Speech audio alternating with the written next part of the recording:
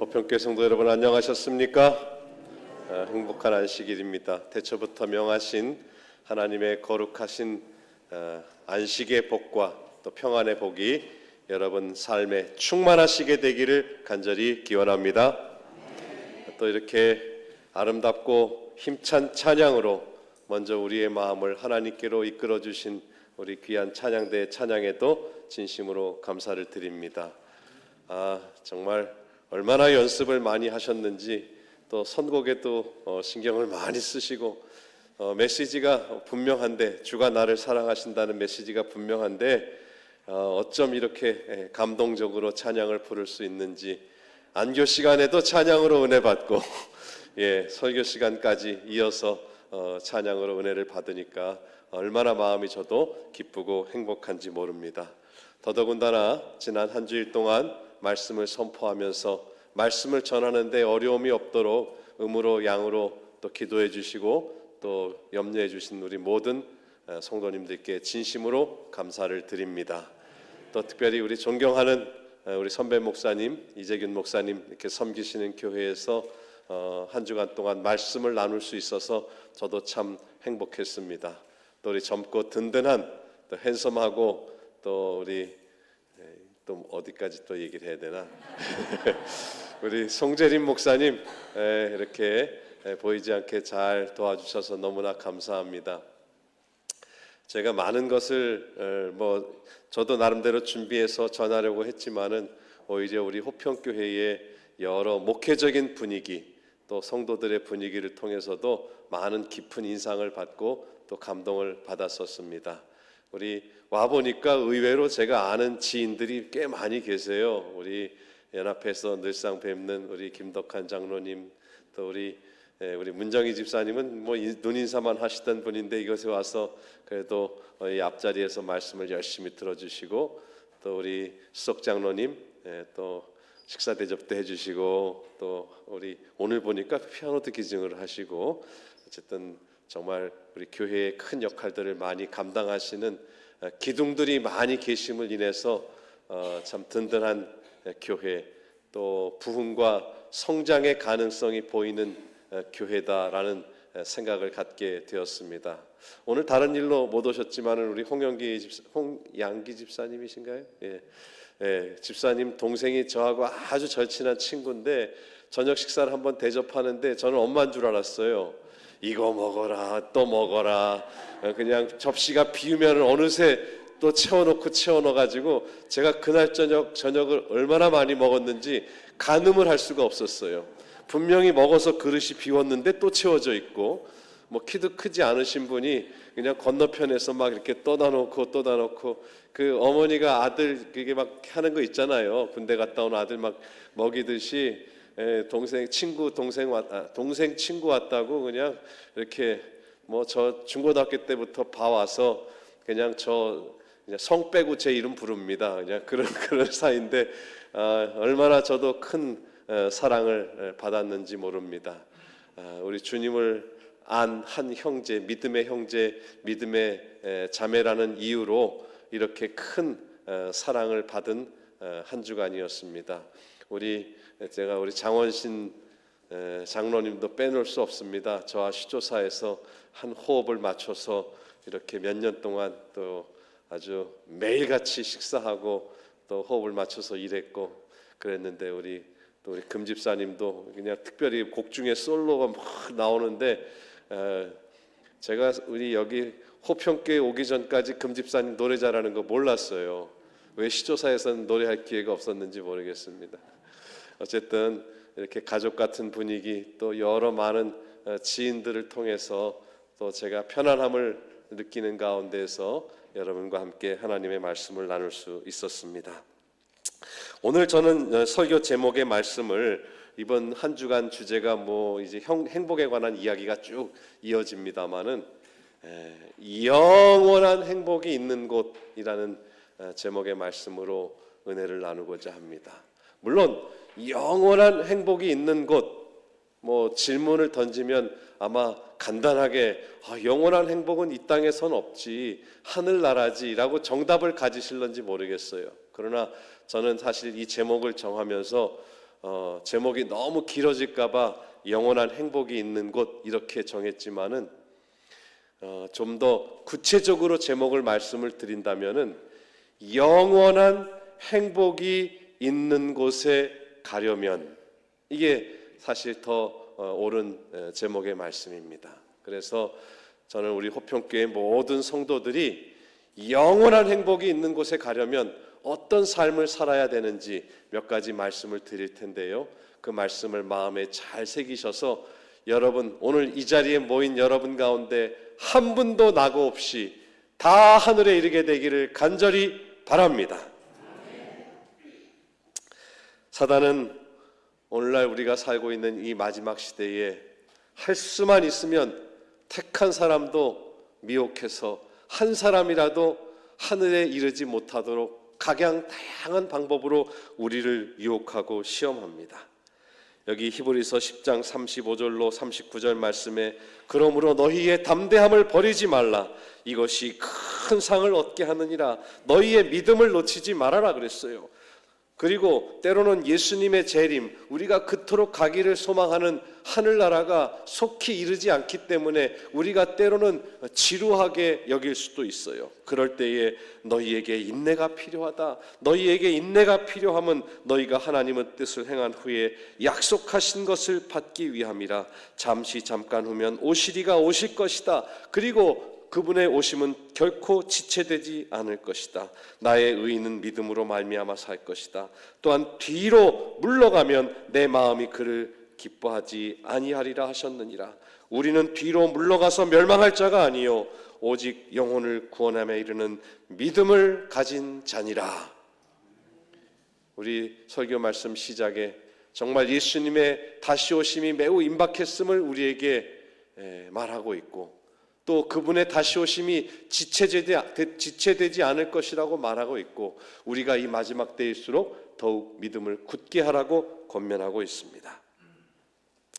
세상의 운동 경기를 보더라도 얼마 전에 이 중국에서 아시안 게임이 열렸죠.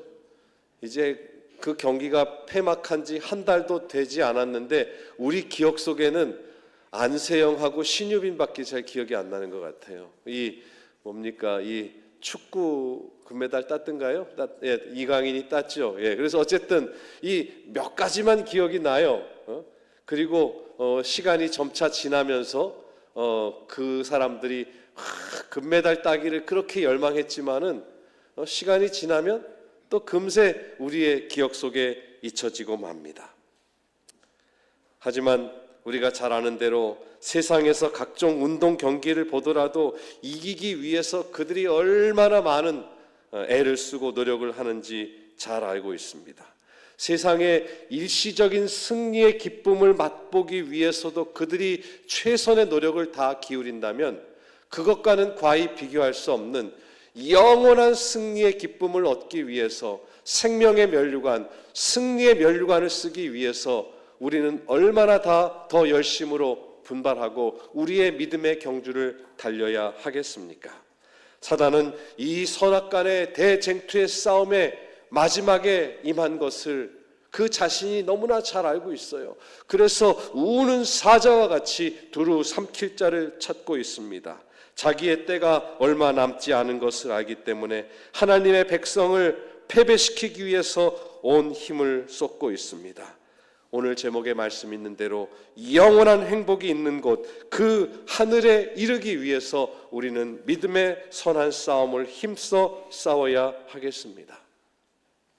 오늘이 10월 28일입니다. 해마다 10월 중순, 10월 말이 되면 우리 재림교회 여러 지역들에서 우정의 날이라고 해서 그 인근 지역 교회들이 함께 체육대회도 하고 하는 그런 행사가 있어요.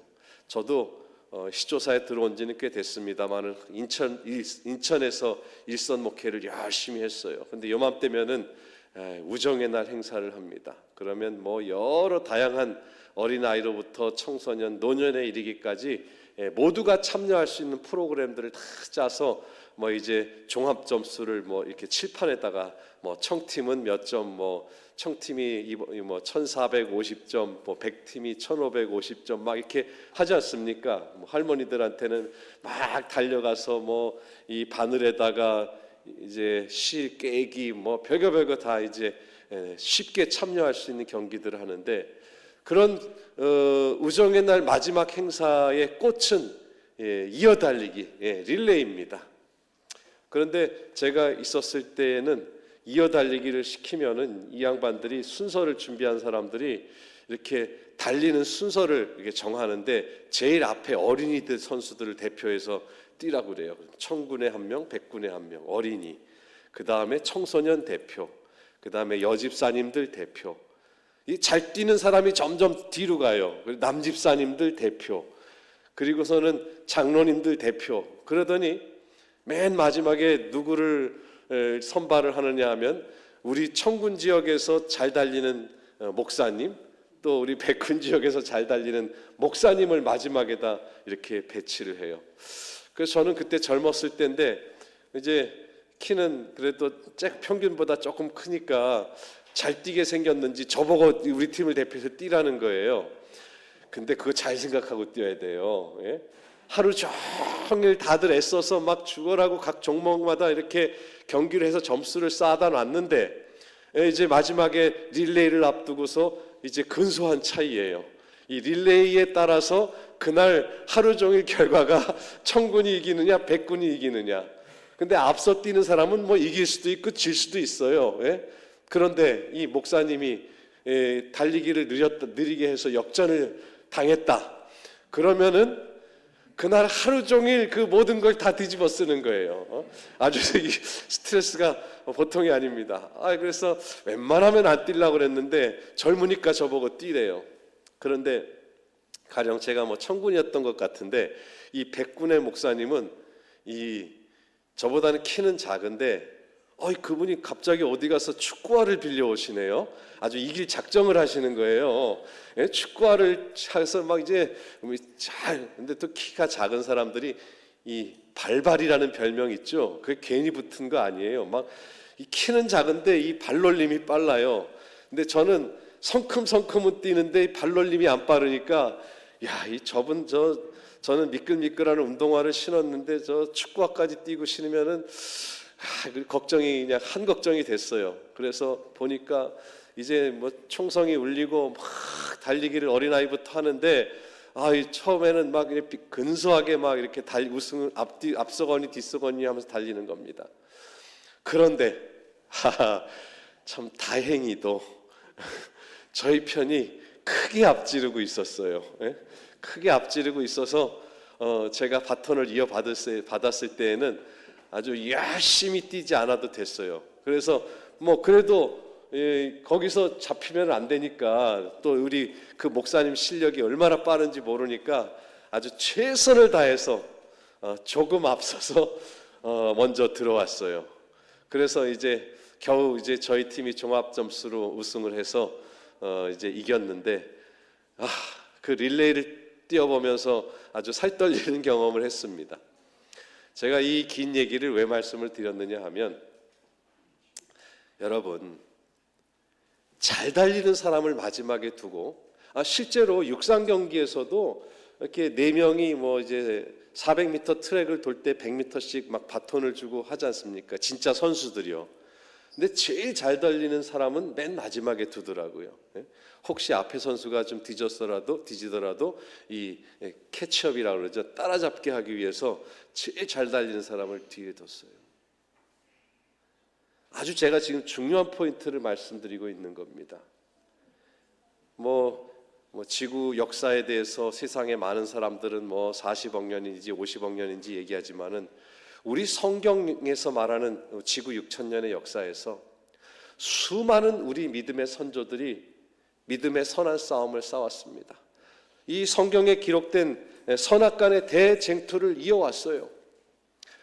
이 가운데에는 훌륭한 아브라함을 비롯해서 많은 믿음의 노독들이 있었습니다. 물론 그 이전에 노아, 이제 아브라함, 다윗, 물론 실수도 많이 했지만은 참 훌륭한 믿음의 노독들이에요. 예수님을 포함해서 사도 바울, 얼마나 많은 믿음의 노독들이 있었으며 성경시대 이후에 예수 그리스도를 위해서 피 흘린 중세의 많은 순교자들, 훌륭한 믿음의 노독들이 있었음에도 불구하고 진짜 지구 역사의 종말, 마지막 테이프를 끊을 이 마지막 시대의 믿음의 경주를 쌓을 마지막 주자로 누구를 부르셨어요?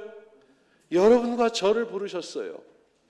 여기 어제 보니까 이쪽에 하얀 머리 집사님 계시던데, 꼭 집사님을 지목해서가 아니라, 연세가 많으세요. 그럼에도 불구하고 우리 하나님께서는 이 세상 역사의 마지막 역사에서 믿음의 경주에서만큼은 머리가 희고 검고가 문제가 아닙니다. 우리 집사님께서 제일 잘 달려주실 줄로 믿고 이 마지막 시대에 태어나게 하셨습니다.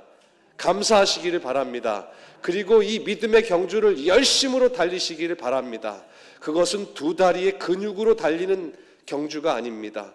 우리 집사님의 마음속에 있는, 또 여러분 모두의 마음속에 있는 그 믿음이 승리의 관건이 된다고 하는 것입니다. 겉으로 보기에 가난하고 또 언변도 없고 힘도 없고 때로는 병들어 있지만은 이 세상 역사의 마지막에 바톤을 이어받을 주자로 저와 여러분을 선택해 주심에 감사하고, 하나님께서 우리에게 달리라고 명령하시고 부여하신 모든 일들에 최선을 다하시게 되기를 간절히 바랍니다. 하나님의 기대에 부응하기 위해서 최선을 다해 달리시고 힘써 싸워서 여러분 모두의 머리 위에 승리의 면류관을 쓰시게 되기를 간절히 바랍니다. 저는 오늘 이 아침 인류 역사의 마지막 시대를 살아가면서 이 커다란 영적 전쟁, 이 커다란 영적인 경쟁에서 이기기 위한 승리의 요건을 몇 가지 살펴보려고 합니다.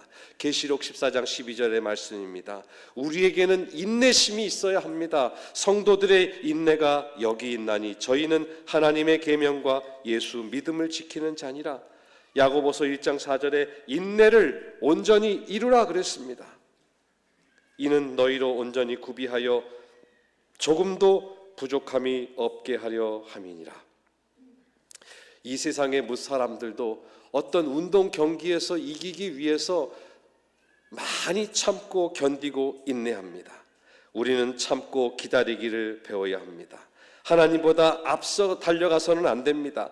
하나님의 뜻이 나를 통해서 이루어지도록 참고 기도하고 견디는 삶을 살 때에 우리는 그리스도 안에서 승리하는 삶을 살 수 있습니다. 어제 저녁에도 아브라함에 대한 이야기를 말씀을 잠깐 드렸습니다마는, 아브라함도 하나님께서 기다리라고 했을 때 조금만 더 기다리고 인내했으면 하나님의 약속대로 그의 후손이 하늘의 별과 같이 바다의 모래와 같이 많이 그 후사를 얻을 수 있었습니다. 그러나 인내하지 못하고 기다리지 못하고 하가를 취해서 그 가정의 불화를 보지 않았습니까? 예수님의 재림의 때가 얼마 남지 않았습니다. 예수님의 다시 오심이 임박한 시기에 우리가 살고 있습니다. 조금만 더 인내하고 하나님의 약속을 바라보시기를 바랍니다. 우리가 보기에 때로는 지체되는 것처럼 보일지라도 하나님은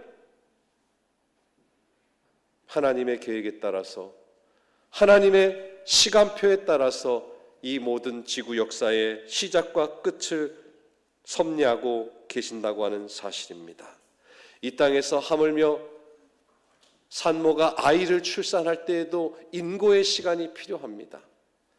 또 운동선수들이 그들의 목에 금메달을 걸기 위해서 수많은 혹독한 훈련을 거치면서 유혹을 멀리하고 절제하고 인내함으로 인해서 그들이 승리의 영광을 맛보는 것 아니겠습니까?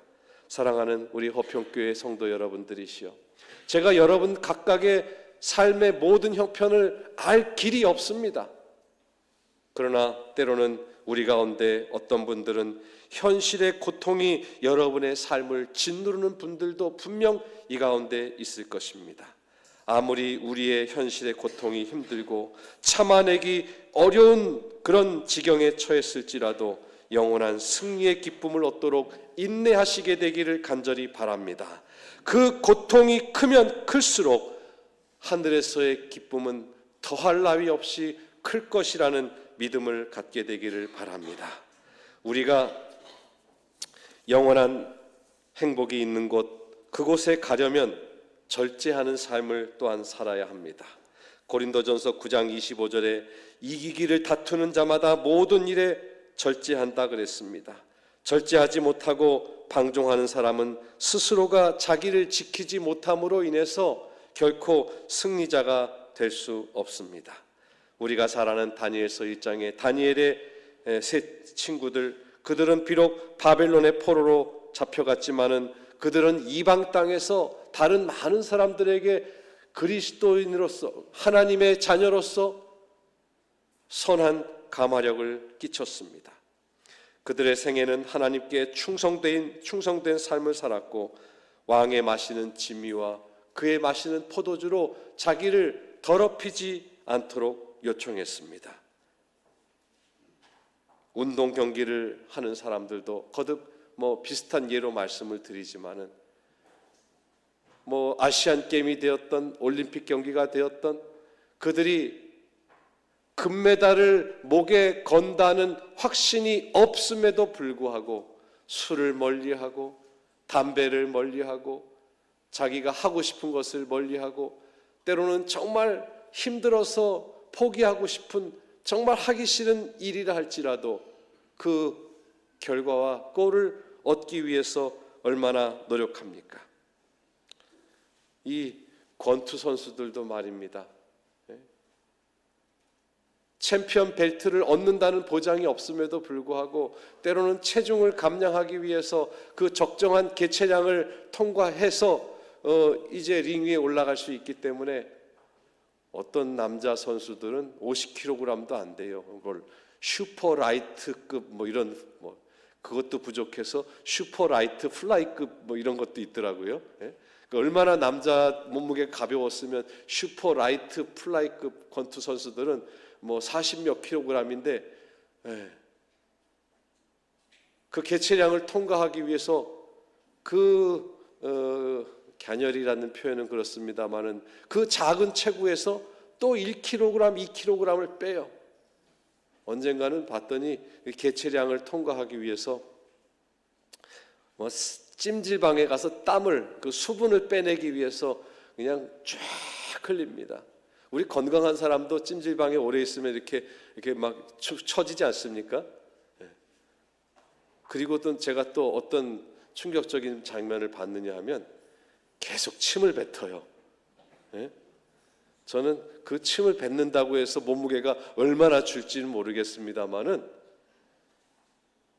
그래서 몸무게는 몸무게대로 빼고 또 사우나에 들어가서 땀을 또 빼내고 또 그 개체량을 통과하기 위해서 침을 뱉고 이제 그쯤 돼서 링 위에 올라간다고 생각해 보십시오.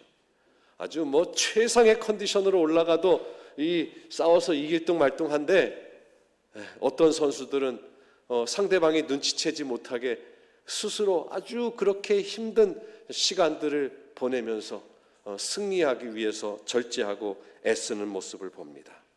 이 세상에서 썩어질 면류관을 얻기 위해서도 이토록 인내하고 절제하건만 하물며 하늘의 영원한 상급을 또 영원한 생명의 약속을 바라는 우리는 썩지 아니할 면류관을 얻기 위해서 얼마나 더 열심으로 절제해야겠습니까? 골로새서 3장 1절의 말씀, 그러므로 너희가 그리스도와 함께 살리심을 받았으면 위의 것을 찾으라. 영원한 하늘에서 영원한 행복을 누리기 위해서 우리는 날마다 순간마다 위의 것을 찾아야 하겠습니다.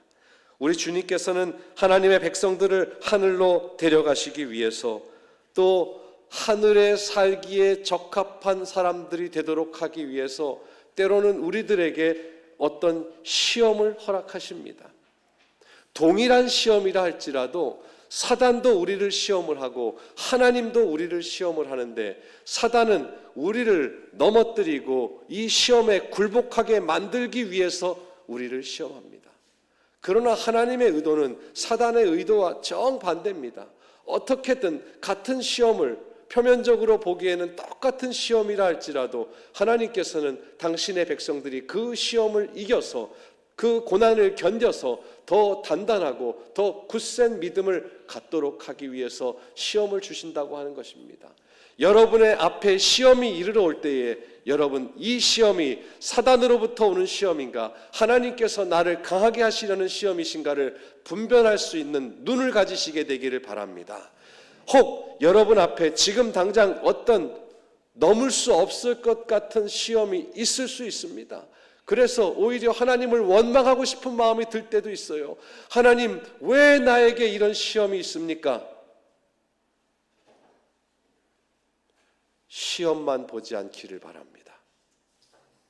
시험의 너머에 누가 또 이 시험의 의미가 무엇인가를 알기 위해서 하나님 앞에 더 기도하시게 되기를 간절히 바랍니다. 욥과 같은 사람은 사단 앞에서 시험을 받았지만은 그 시험을 오히려 하나님께 영광 돌리는 계기로 삼았습니다. 한때 아브라함은 시험에 굴복한 사람이고 거짓말하고 참 하나님을 기쁘시게 하지 못했었습니다. 그러나 모리아 산에서의 시험을 통해서 그는 하나님을 기쁘시게 하는 믿음의 사람이 되었습니다. 하나님께서는 이처럼 오늘날 우리에게도 진정한 하늘의 승리자가 될 수 있도록 우리에게 닥치는 여러 시험과 환난을 허락하신다는 것을 기억하시기를 바랍니다. 승리를 위해서 다투는 수많은 사람들은 뚜렷한 목표를 정하고 그 목표에 도달하기 위해서 노력하고 있습니다. 위의 것을 찾으시기 바랍니다. 또 믿음의 주여 온전케 하시는 이인 예수 그리스도를 바라보시는 저와 여러분이 되시기를 간절히 바랍니다. 여러분,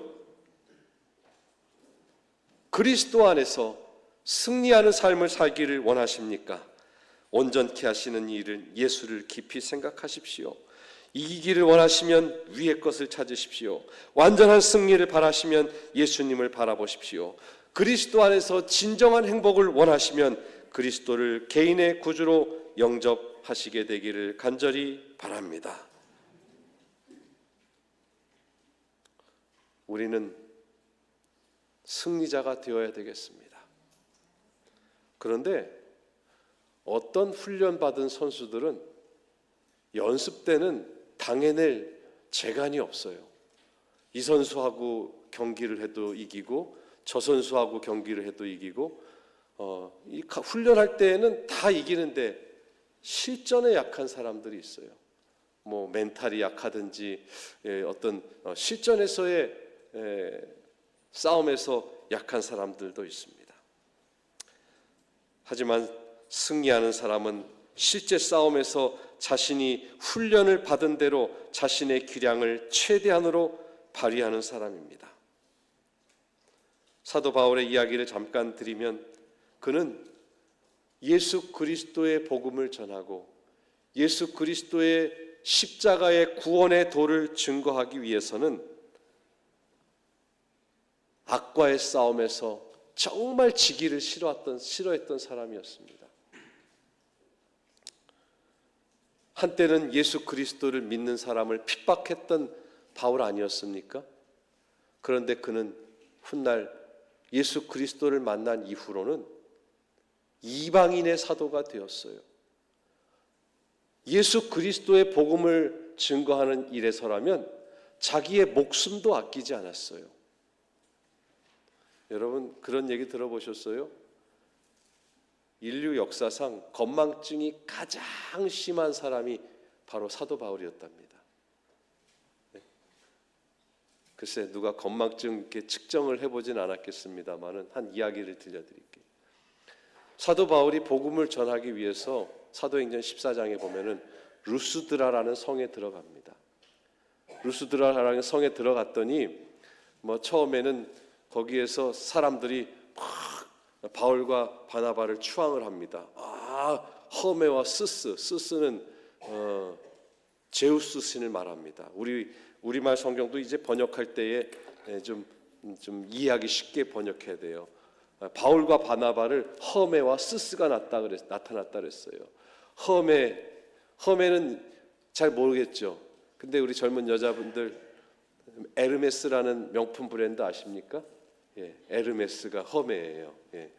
예? 이 에르메스와 제우스, 에르메스 신과 제우스 신이 나타났다 그러고 막 바울과 바나바를 추앙을 했어요.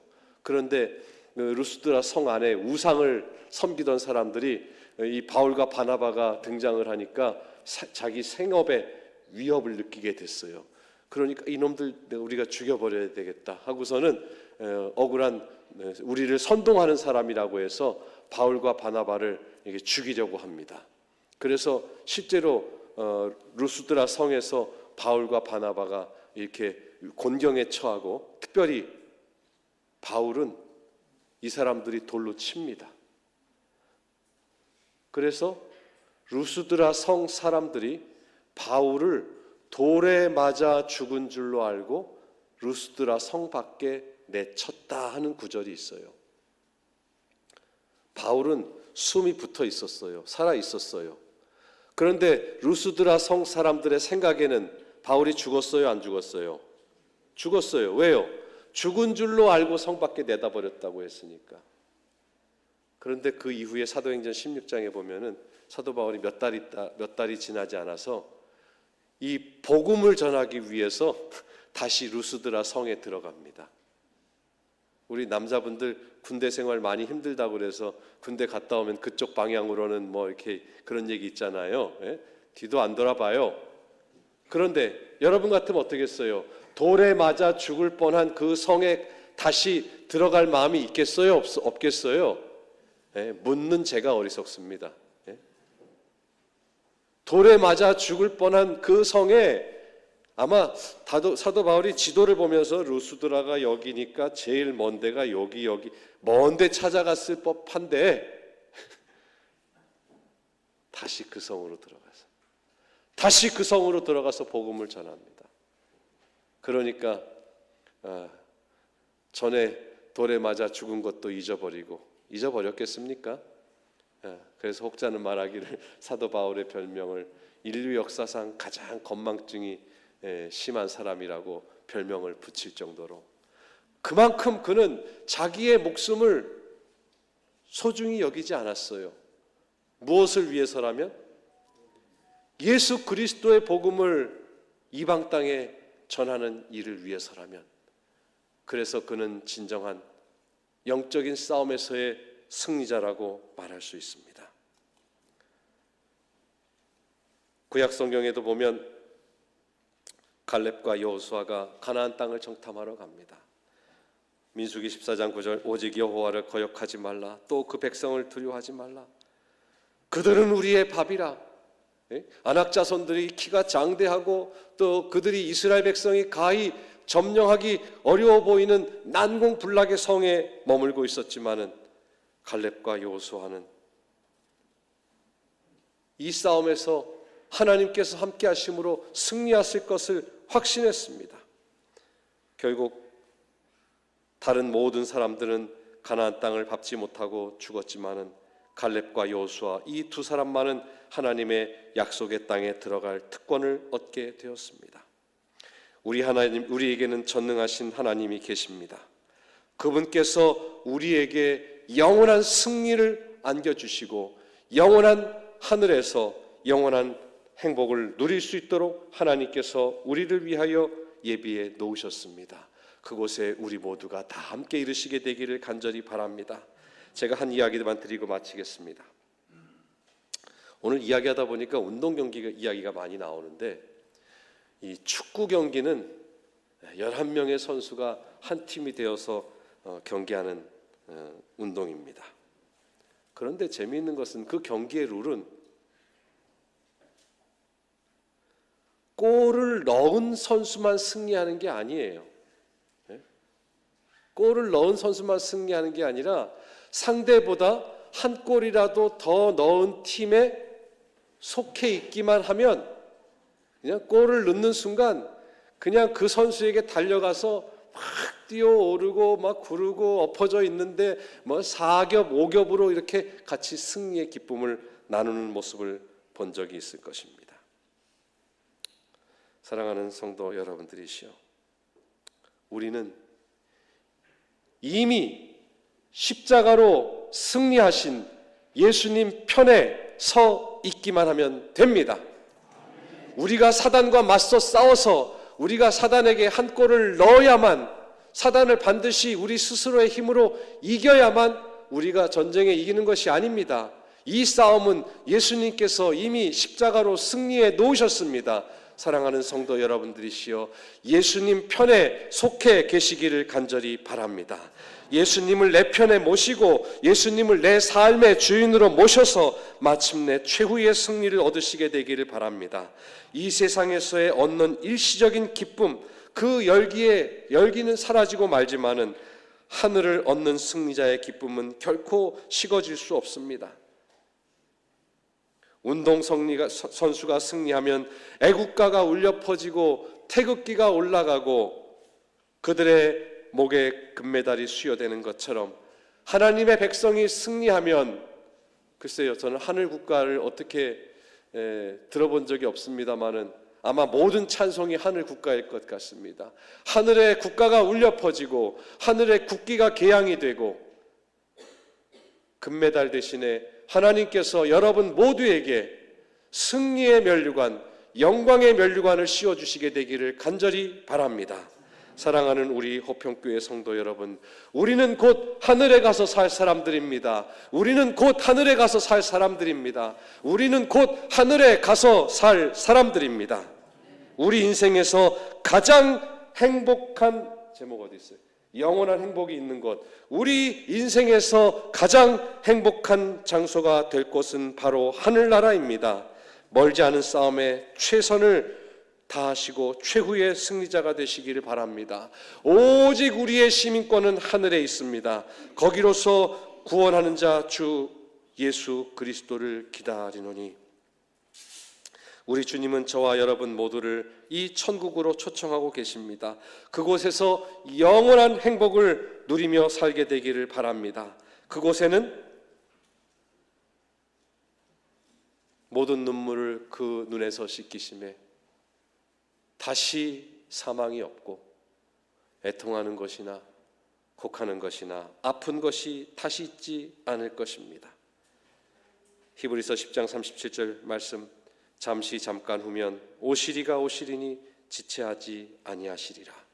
이 약속의 말씀을 믿으시고 주님 오시는 그날 우리 모두가 다 함께 아름다운 하늘 본향에 이르러서 모세의 노래, 어린 양의 노래, 구원의 노래, 승리자의 노래, 기쁨의 노래를 부르시고 주님과 함께 영원한 행복을 누리시게 되기를 간절히 바라면서 말씀을 마치겠습니다.